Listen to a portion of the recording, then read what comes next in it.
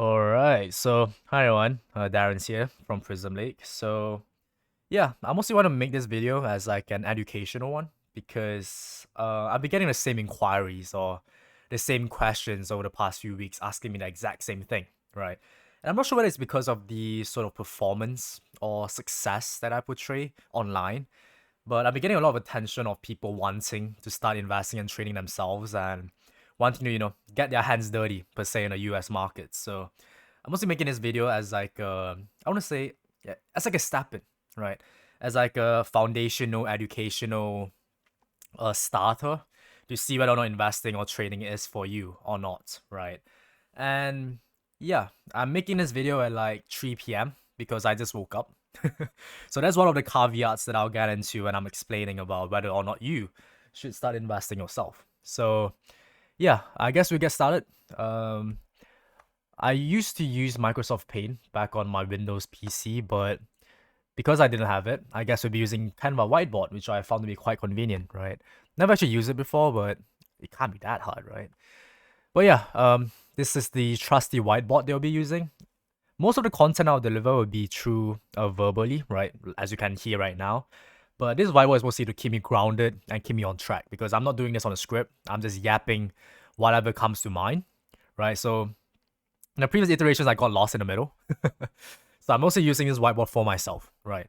But if you do get lost, maybe you can refer to this whiteboard if you do get lost.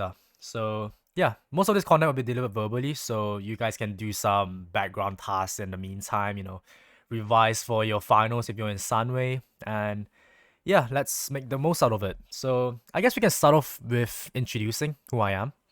So I guess I will just start writing here. So my name is Darrens. And contrary to popular knowledge or popular belief, it's an A, not an E. So yeah, it's a very special name, and I'm not gonna go into that because that's not part of the topic. But yeah, I guess we can introduce what I do, who I am, and what's my history like in the past. So I've been investing or trading for the past 5 years now. So I started in 2020 when I was 15, and I started on the onset of COVID-19, right? So ever since then, I would say I've gotten quite lucky, right? And I managed to accumulate a small bucket of money, right? So this is the whole story I like to tell, right? I started with only 600 ringgit, and now I managed to trade that up to six figures. And that's a combination of being in the right place at the right time, right? So like I said, 2020, ever since then, a lot of events have happened, right? So you have your COVID, you have your fiscal policies, right? You have your rate hikes. And subsequently, you have the rate cuts right now that we're experiencing. And you also have the hype. So hype is like the AI hype. I had run into a lot of hype, right? You have your social hypes, right, back then, and you also have a ton of other hypes, right? So I managed to capitalize on all three very successfully, right? And yeah, ever since then, I've been getting a lot of success. So during COVID, you have your stimulus checks, you have people getting online, you have people transitioning to online life, and you also have your vaccines, etc. AI hype, I mentioned it quite a lot. I was a relatively early investor in Nvidia and also in Micron, but I sold Micron quite early on, right? I bought during 2023 and I sold it at when it was at 130 in 2024, 2025, right? And if you look at Micron right now, it's like 334 or some shit like that. So yeah, you win and you lose, but the statistics is I have been having an average performance of around 70% CAGR over the course of the past 5 years, right? So that's taking into account my DCA of like 400 a month, right? I live quite a frugal life. Not 400 million, 400 per month. So yeah, so I think I have relatively some background or some say into the contents I'm about to deliver because I've been in the space for quite some time. And yeah, while I may not have as much experience as, let's say, a portfolio manager or someone that's managing a hedge fund, I still think that, you know, some skin in the game is better than no skin in the game, right?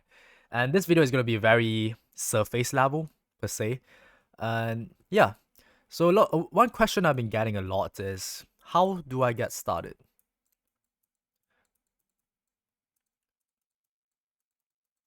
So this is the cream of the crop per se of the amount of questions that I get asked for, which is how do I get started?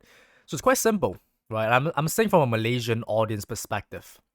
So you have to check some lists, right? You have to be at least 18 years old, and you can invest under 18, but I'm assuming everyone here is already over 18.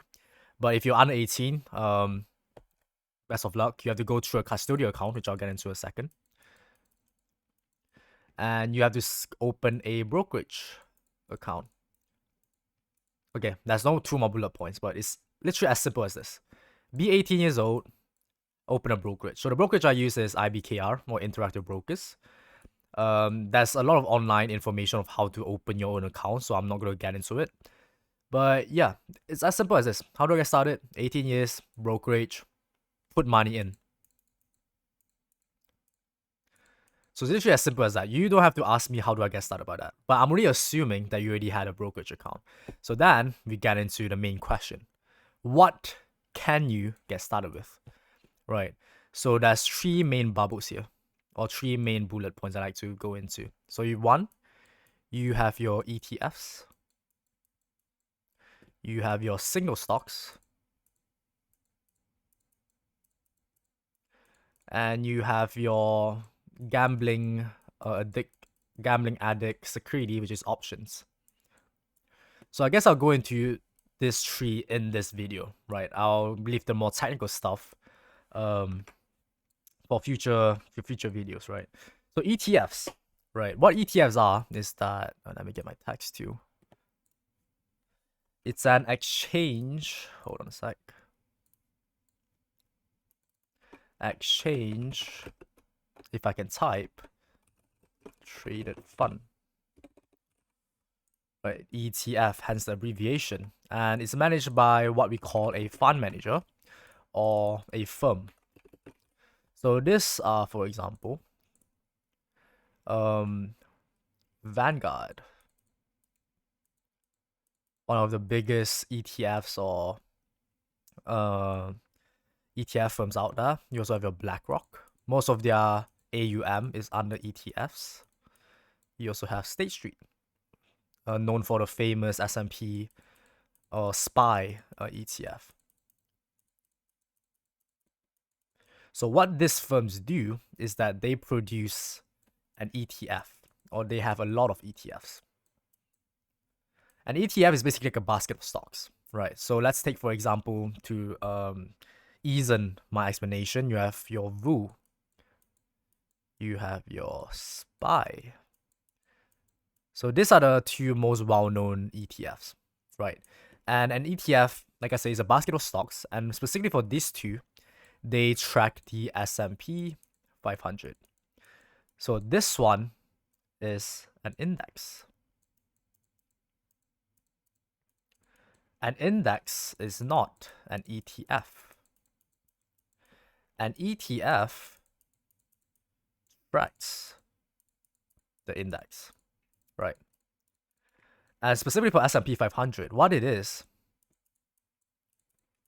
that it is a top 500 companies in the US markets, right?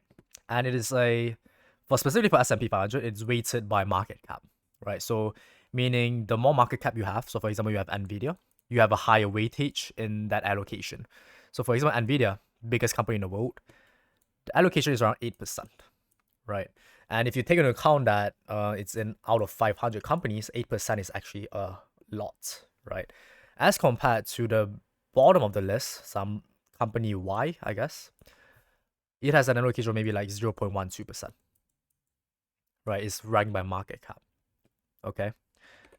And what it does is that this company offers a security, which is the ETF. So they offer VU and SPY for you, so for like people like you and me, retail investors or other institutions, to buy, right? Because if you actually want to buy the index, you have to allocate, let's say if you have $1. If you want to buy the S&P 500, without an ETF, you have to go to all those companies one by one. That's the Nvidia, Microsoft, one by one, and allocate that weightage. Right. So for example, you allocate 80 or 8 cents to Nvidia, you allocate 7 cents to Microsoft, 6 cents to Apple, all through that 500 companies. So if you understand, that's a shit ton of work to do for literally no benefit. So what these companies do is that they simplify the process, right? People like Vanguard and State Street, those two ETF providers, they simplify this process, which means that for every dollar, I can straight away just buy the ETF. I can just straight away buy VU, straight away buy SPY that track the S&P, which means that every single dollar that I buy VU in, they will automatically allocate 8% to NVIDIA and allocate all those 500 companies according to the allocation. So it's basically like a quality of life thing, right? And you might be wondering, why are there different ETF tracking the same thing? So let's say you account VU and SPY. They do the same thing. They track the S&P 500. Why do they exist then? So one difference between them, VU is by Vanguard. SPY is by State Street. And this ultimately is down to preference. But if you are really, really, really trying to maximize your profits, there's this thing called expense ratio, which is the fees or expense ratio or expense ratio, which is the fee that you give to the fund managers, so Vanguard and State Street, to facilitate this process, right? They're not doing this for free, right? They didn't go through so much regulation and filings just to make it for free, right? So expense ratio for VU, if I'm not mistaken, is something like 0.03%, and SPY is somewhere higher, right? So this is a fee that you give every single year to be able to facilitate this process. This is a fee that they take, right? And yeah, I guess that's a differentiating factor between them. It's the expense ratio mostly, right? And yeah, that's basically it. But for example, if you have another ETF like the QQQ, this is the Nasdaq 100. It tracks the top 100 tech companies in the US, right? You also have your other ETFs like VGT, which is a more concentrated version of QQQ. So let's say I think Nvidia has like 10 to 20% weightage in this. So there's a lot of ETFs out there that you can research on your meantime, and there's also sector-specific ETFs. So XLF tracks financials. XLK tracks tech, and a lot of other ETFs out there. So this is all your own due diligence that you can research in your own meantime. But yeah, I guess we can continue with saying why do people invest in ETFs, right?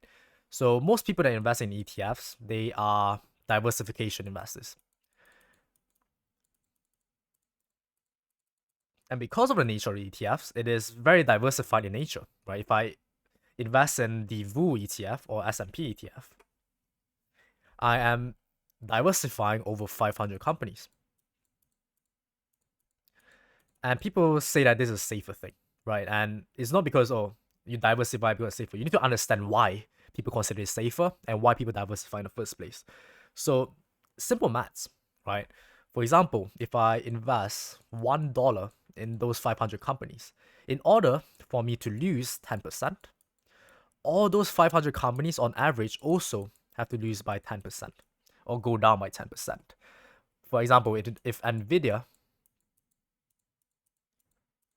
which is a very volatile stock, goes up by 10%, my $1 is now worth 0.9, right? 0.9 or 90 cents, right? But because Nvidia is only a very small constituent, which is 8%, or have a very non-significant weightage in the S&P, this only accounts for like 0.08, right? 8% or 0.001 or 0.01 percent drop in the entire index, right? So my $1 is still safe. It's still like 0.99 something. But if another company goes up by 10%, then hey, I'm break even. My $1 still remains. So the price movement of the entire S&P is driven by every single company, right? If there's one outlier that goes down by 100%, it goes bankrupt for whatever reason. If you invested individually in that company, your $1 is now zero. But if you invest in an S&P, the damage isn't that big, right? Because it gets funneled up. So let's say it goes up by 100%, but other companies don't move at all. So it gets diluted, right? 100%, if you measure it over 3 companies, it's only down 33% if all else is equal. But if it gets diluted over 500 companies, that figure is now way, way less, right? So that's diversification for you, right? But you also have to think that if you diversify assets, the reverse direction occurs, right? In order for your $1 to go to $2,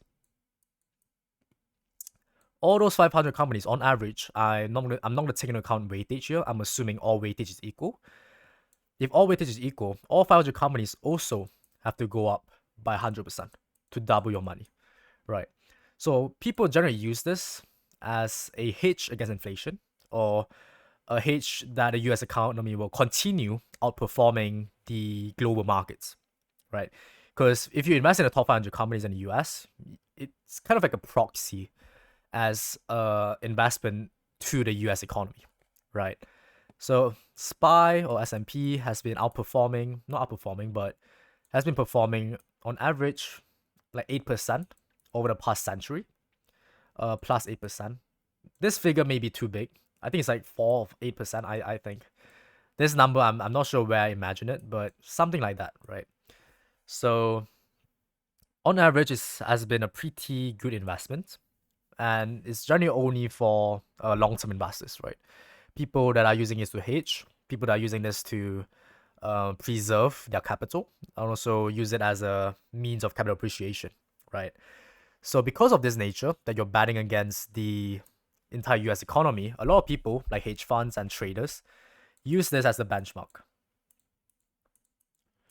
And a lot of people, when they say, oh, you can't beat the markets in this sense is S&P, right? For example, if I'm a stock picker like myself, right, Darren's, I'll just draw a figurehead here. Darren's, right? If he's a single stock picker and he returns, let's say, 5% after a year, but S&P returns 10%. This is a signal that says that Darren's doesn't know what he's doing because he has negative alpha. He is underperforming the markets, right? Because of its low risk nature, right? If you can underperform this by picking single stocks, right, which is more volatile, which is higher beta, which has more potential to move the needle, if you can put it that way, right? If you can't outperform this, then you're better off just buying this and, not picking individual stocks. So people use this as a benchmark, right? And then you have the word alpha. So alpha is basically your performance versus a benchmark. And a lot of people use S&P as a benchmark because of the nature that I just elaborated just now. So for example, let's use my historical returns, right? 2024 and 2025. And it's all well documented on my LinkedIn or in my socials. But in 2024, I managed to outperform, or I managed to perform by 69%. Point something something. It's something like this number, 69%. And at that year, S&P returned 23%. So that means because I picked single stocks and because I performed 69%, I managed to outperform. I have an alpha of now 46% or 45 point something percent, XX% because of the decimals here. So yeah, this is what we call alpha.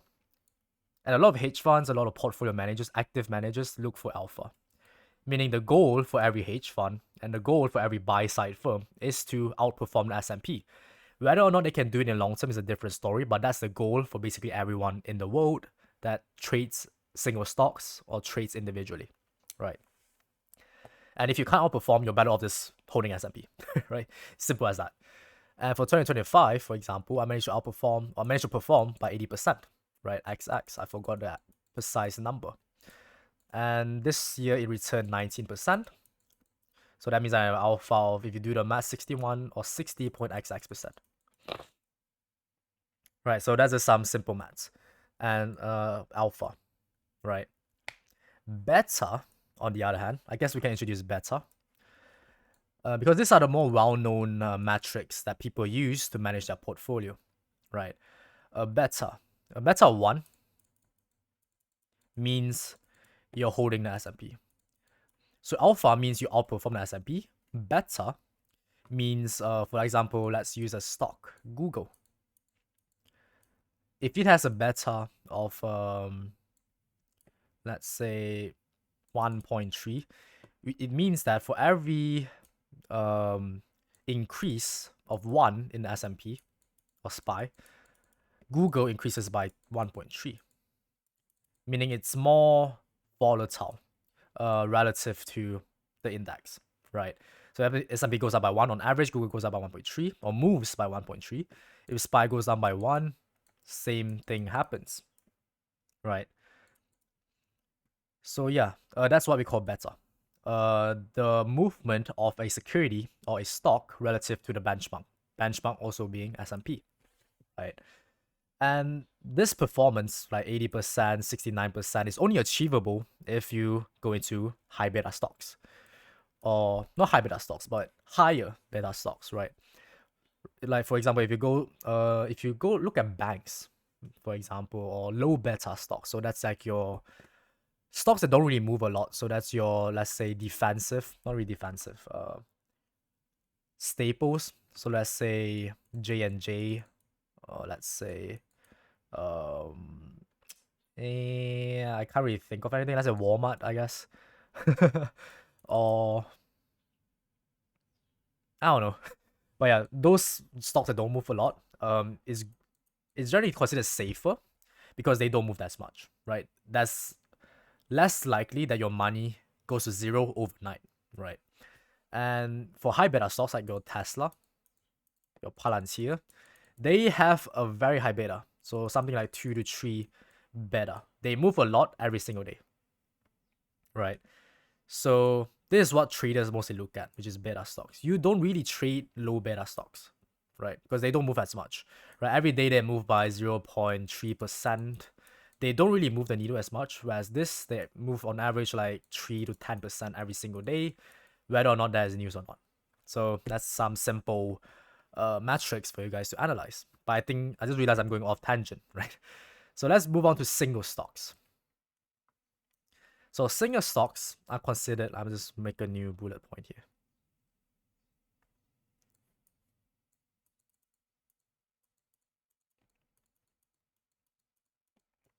Single stocks. So you think you can outperform the S&P, and you think that you know how to pick stocks, right? So what you do is say, I'm bored of the 20% return you had in 2025. You look at Nvidia performed like what, 100%. You'll be like, hey, I want to start picking single stocks. I think I can pick the next Nvidia, right? That's what you think when you want to go into single stocks. Whether or not you can actually do it is, up to your performance. But it's generally a well-known metric that most people can't outperform the S&P, right? Either in the short term or the long term, but generally they can't outperform, right? Nvidia may have outperformed by a lot in the past few years, but that doesn't mean that in the future it can do the same thing. So historical performance is not indicative of future, right? You should always analyze a stock as is in the present, right? Just because Nvidia 100% or like 100x in the past 5 years doesn't mean you're 100x in the next 5 years, right? A lot of variables change. For example, Nvidia wasn't that well known back then, right? Especially when it comes to AI, and now they're well known, hence the super high increase in valuation. And also some, I'll say mindset that I like to instill in people is like, for example, if you look at a random stock, let's say Google, and or Nvidia, let's use Nvidia. Back then, when it was 34, or $34, people had the same opinion, like, oh, is it overvalued, or is it overpriced? Like, Nvidia is so high value back then, or like, should I short it? Should I do this? Should I do that? And back then it was not 34, it's like the 340 before the stock split or something like that, or like 840 before the stock split. Back then people were saying, oh, is it overvalued? Should I short it? Blah blah blah. It's so overvalued, blah blah blah. But then in hindsight, when it jump up to now, it's like 180. People are saying the same thing, right? Is it overvalued, right? So this just goes to show the bias that humans have, right? Which is back then you had the same problem. Is it overvalued? But now when it jumped up, is it overvalued? But if you bought back then when it was considered overvalued, you would still have profited, right? So right now, when you're sort of contemplating about something, you have to think about back then where before it went up, people were thinking the same thing, right? So you shouldn't really take into account, oh, because it ran up 500%, it's considered overvalued now. You shouldn't usually use that. You should say that, oh, it went up 500% now. Okay, that's good to know. But what I want to know is that will it continue going up 500%? Right? That's the only thing that you should care about. You shouldn't care this much that it had run up so much before. You should care about whether it will go up or continue to go up in the future. Right? Because back then, people had the same problem. Like, okay, let's just use this, right? It's very hard for me to visualize my thoughts. But for example, when it went up 250%, people were saying it's overvalued here, right? Overvalued. It will go down, it will go down. People are thinking the same thing over here, but then it continued going up. So now we're here at X again, where people are thinking the same thing again. So what will happen in the future, right? That's up to you to decide. Don't look at the precedent. Precedent is just nice to have, right? You should look at the stock as is right now and whether or not he has potential to go back up or continue going up, right? So yeah, I'm not sure whether the content that I want to deliver was there, but yeah, I tried.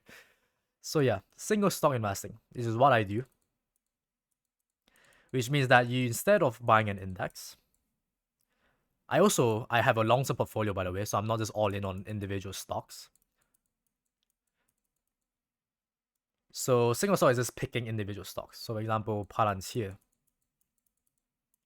and I don't know, Google. It is riskier in the sense that the plus minus movements are higher intraday, which is every single day they move up and down more than, let's say, the index. But like I said, risk to reward, this RNR. The more you risk, the more potential reward that you get. Right. Yeah, the plus minus movement. So let's say it goes up by 5% every single day. You risk it going down negative 5%. But also you get a reward that it goes up 5%. Risk and reward, volatility, right? And yeah, so the skill set for both of this is very different, and the rationale behind it, right? For ETFs or passive investing, people are looking to appreciate and preserve their capital, meaning they're just mostly just a hedge against inflation. So inflation, the definition is very broad, but if you look at the current metric, is around 3 to 4% every year, and you can track this with the CPI in the US. But if you're Malaysian like me, you shouldn't use the American way of calculating inflation for your metric, right? Because I'm Malaysian, I spend in MYR, I buy Malaysian goods. I'm subject to Malaysian inflation, right? So that's something you should take into. So your definition of inflation is up to you. So M40, B40, T20. Depending on how you spend, you can do your own personal financial planning. I'm not going to help you with that. But on average, it's around 3 to 5%. That's a metric or number that you should try to beat every single year, right? And there's a lot of ways that you can beat this. Money market funds. You have your fixed deposits if you're borrowing. And you have your high yield savings account. HISA. Right, so there's your like touch and go, your GX Bank, your whatever. That's returning like 3% per annum. So if you're borrowing, go for this. But if you want to be more active, this is the S&P, right? This one is safer because January is guaranteed, right? You generally get 3% per annum unless the bank collapses or something happens. But for S&P, there will be years of down draw or drawdown. Down draw, the drawdown. For example, during COVID, it went down by, let's say, 10-20% in a single year. So there's still risk to S&P. It's not like, okay, it's not like a guaranteed way to make money. Nothing here is guaranteed. The only thing that's guaranteed in life is taxes and dying. So yeah, even S&P is not guaranteed, right? And even this is not guaranteed. If the bank collapses, then it collapses, right? So yeah, this random bits of minds thought that you guys should put into. So passive investors, they want to hedge against inflation. They want to preserve their capital, some place to park their money in that is more active than the high yield savings account, right? And for active investors, so active for people like me that look at US news every day, that kind of treat this as a lifestyle. I want to say full-time job for certain reasons, but lifestyle and is your everyday activity, right? For passive investors, generally they don't have to care, right? They just go by buy and hold, right? I mean, they just buy the S&P and just hold it until they want to withdraw money. They don't care. If it goes down by 10% tomorrow, they just hold. They're in a zen mood. They don't look at news every day because they have better stuff to do, right? So this one, they are mostly like full time elsewhere. So maybe they're like a teacher, maybe they are like a accountant, maybe they are a, I don't know, a restaurant manager. I don't know, man. But yeah, this like the investing is not a big part of their lives, right? They don't read news every day. They don't care. They just buy and hold. For active investors, they read news every day. They basically are active in the markets every day, right? So they look at I don't know, CPI, macro news, etc., etc. And yeah, again, we're going off tangent, but yeah, active investors. Mm,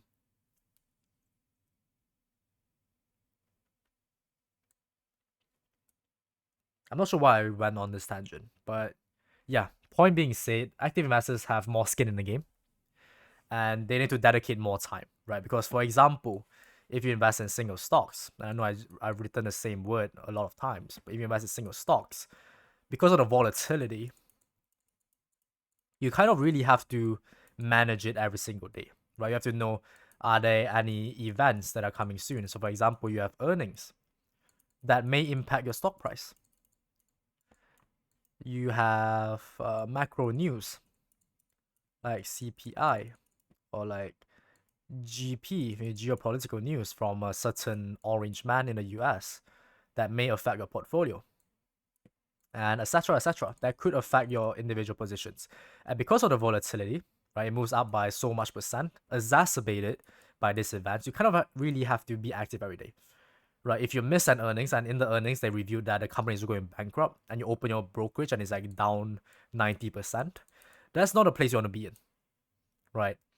So yeah, to be an active investor, to be a certain stock picker like me, like if you know me personally, I read news every day. I log in from at night in my time zone because I kind of really have to, right? It's not an option, right? If I don't, then I risk losing like uh, I risk losing a lot of money, right? And yeah, so it's really about the lifestyle that you want. So initially, the motive or the agenda for this video is to let you decide which path you want to go down in, right? So I guess I'll just start off with that now. Options is a topic for another video because that's a complicated story, right? It is what I excel at, right? I am mostly a volatility trader. I'm a options trader, if you can put it that way, right? But options is a very technical branch of investing and trading that I don't think I can cover in this first video. So which one suits you, right? And I'm using the assumption that you're Malaysian, and you're a student, right? You're approaching the limit of elements on the page. That's okay, sure thing. I guess I'll just undo everything. Yep. Let's open up some space. Okay. I'm just Command Z. Yeah, okay. Guess we'll start here. So which one suits you? So you're Malaysian and you're also a student. Which one actually suits your lifestyle?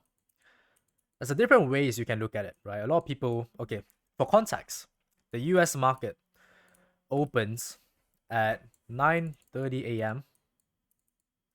Eastern time, closes at 4 a.m. Eastern time. What that means is that there's this thing called daylight savings, or DST, daylight savings time or whatever. Right now, there's no daylight savings time because it's summer. The daytime is longer or something like that, right? So what this means is that for us Malaysians, we are GMT +8. The US market opens at 10:30 p.m., closes at 5. Oops. a.m. So that means if you want to be an active investor, this is the time you have to be awake and active. A lot of people have conflicting views about how this is good, but this is the lifestyle that I am living by, right? I see this for my lifestyle at least. I work a normal job on the daytime. I'm not working, but I will work, right? A daytime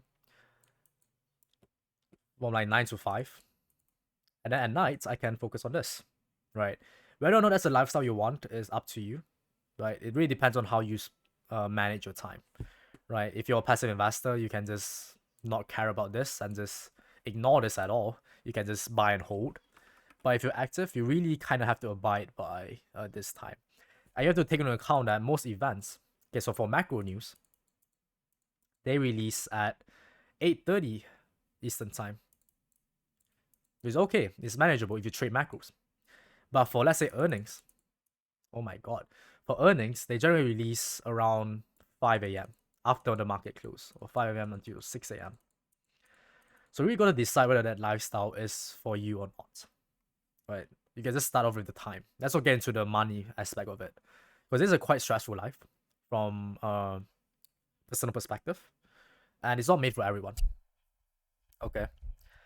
So yeah, I guess that's something that you should take into account, and I guess I can stop trying to draw. I'll just talk verbally, right?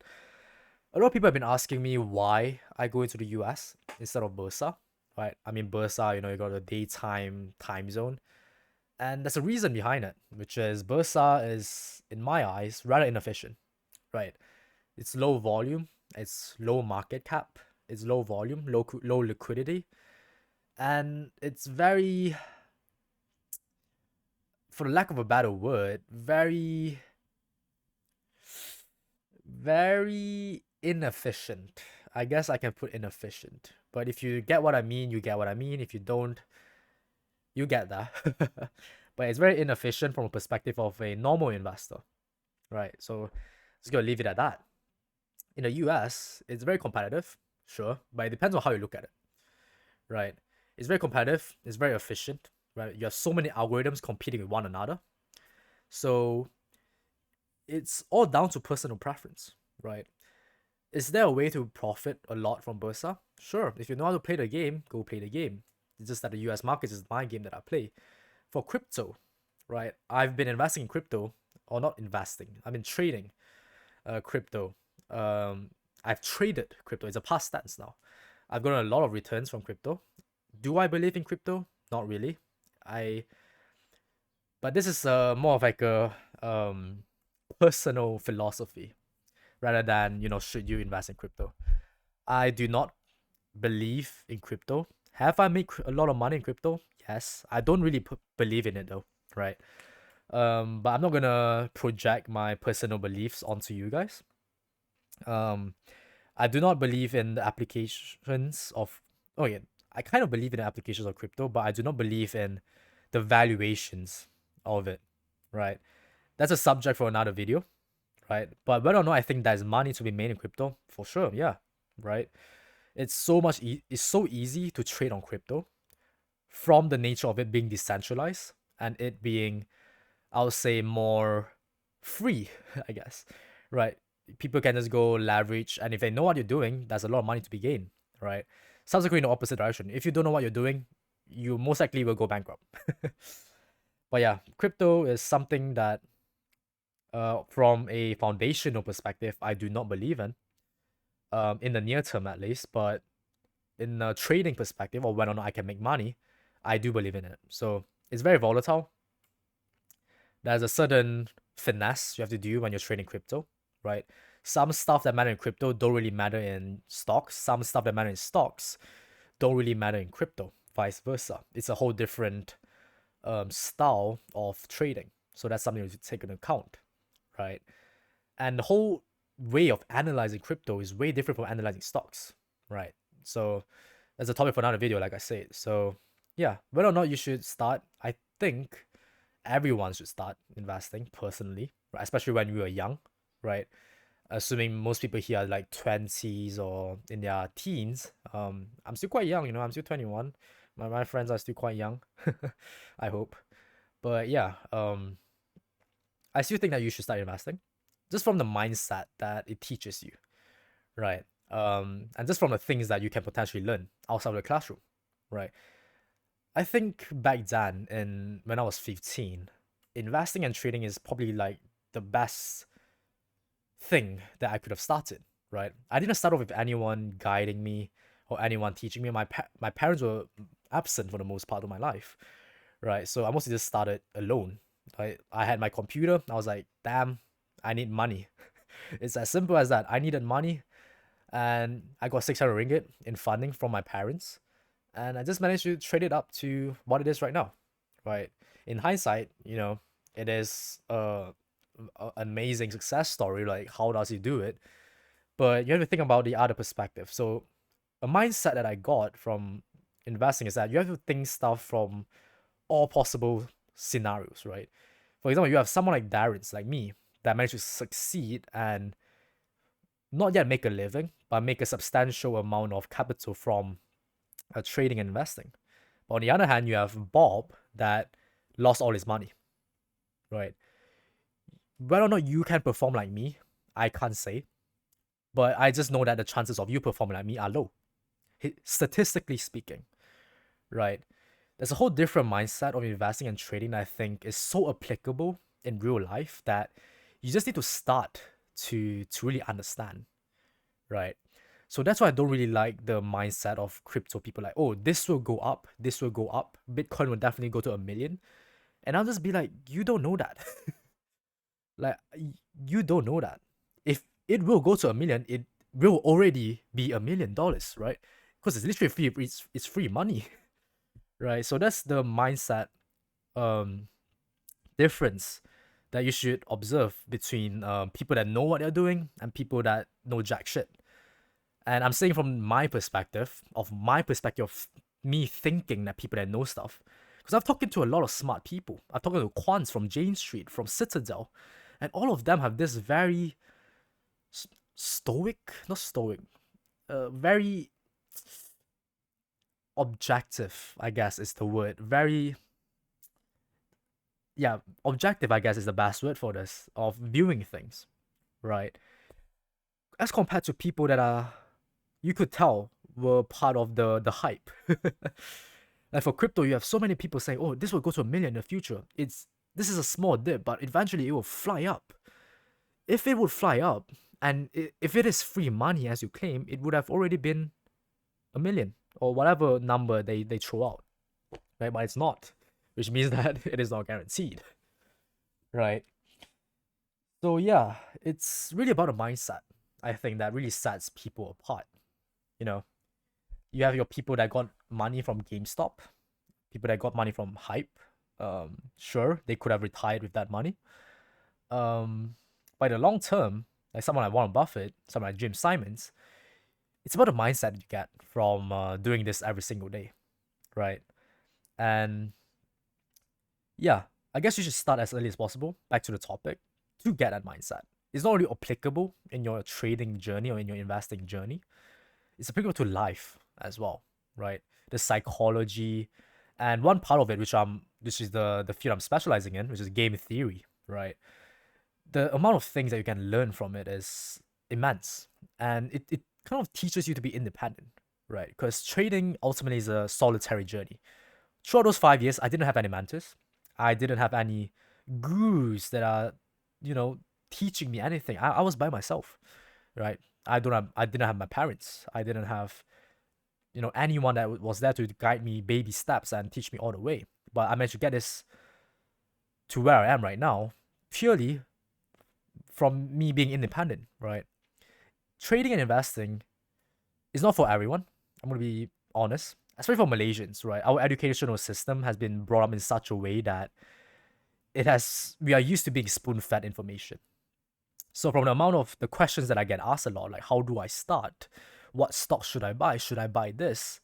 When people ask me questions like that, I'm like, it's not really, maybe investing in trading is not for you, because you need to be independent in things, right?